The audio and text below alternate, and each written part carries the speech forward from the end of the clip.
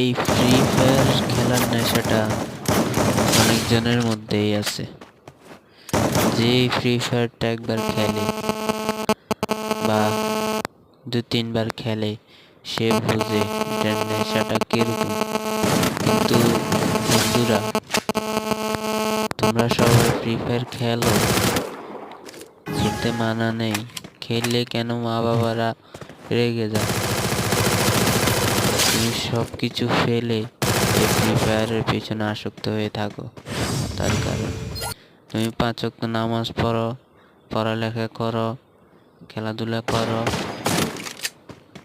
তাহলেই তোমার বাবা মা খুশি থাকবে। আর আল্লাহর ইবাদত করো, তাহলে তোমার বাবা মা তো দূরের, কোনো শক্তি তোমাকে পৃথিবীতে আটকাতে পারবে না ফ্রি ফায়ার খেলতে। বুঝছো?